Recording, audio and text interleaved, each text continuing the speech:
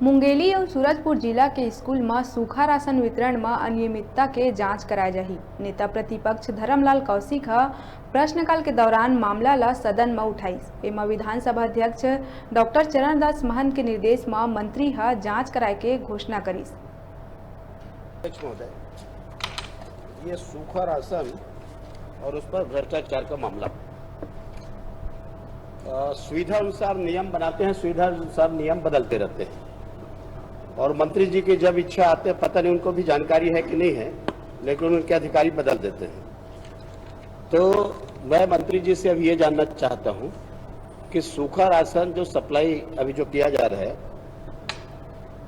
एक आपने बीज निगम को तय किया था और बीज निगम के बाद में फिर आपने प्राइवेट लोगों को तय किया। वर्तमान में कौन से नियम लागू है सप्लाई करने में, तो उनको क्या पद्धति है वो थोड़ा सा पहले बताएंगे। अध्यक्ष महोदय, न कोई हम नियम बदलते हैं और न उसमें कोई चेंज करते हैं।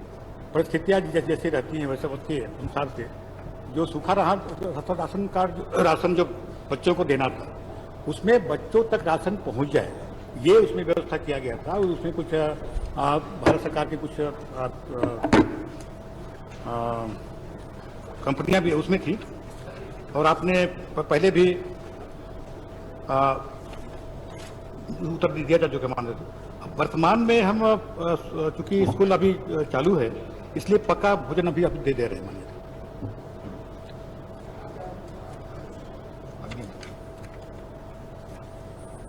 माननीय अध्यक्ष महोदय, वर्तमान में स्कूल चालू है तो पक्का भोजन दे रहे हैं।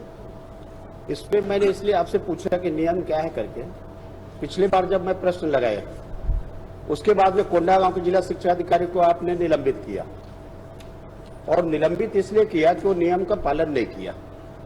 लेकिन जो कोंडागांव के अधिकारी ने जो गलती किया था, वो केवल कोंडागांव का नहीं था, उस समय और भी जिले के अधिकारी थे।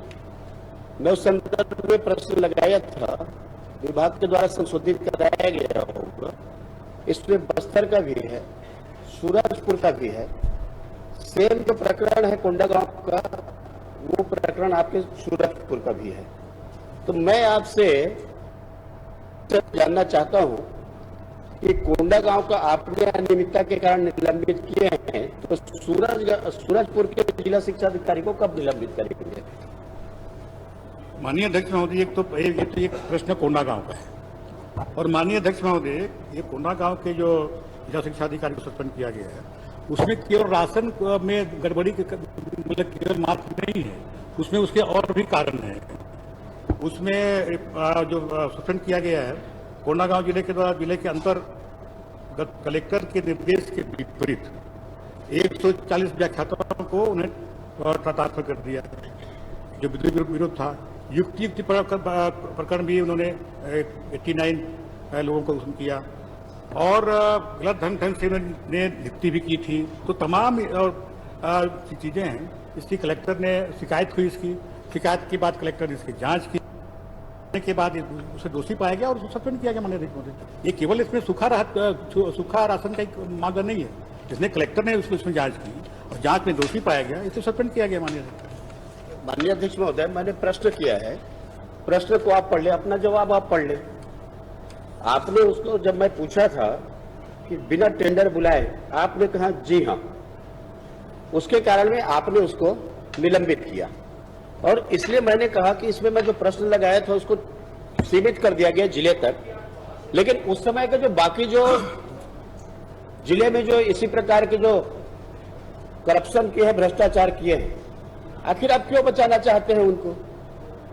मुंगेली का मामला है, वो भी बीज निगम से नहीं खरीदा। सूरजपुर का मामला है, आप सुनिए ना, जहाँ जहाँ का मामला है नाम बता दीजिए, उसका जांच करो। मैं दोनों जगह बता देता हूँ, मुंगेली का और सूरजपुर का। जी जी, चंद्राकर जी। अभी बेरा है छोटे से ब्रेक लेके दिखाते रहो आप मन के अपन चैनल न्यूज़ 36 छत्तीसगढ़ के आवाज।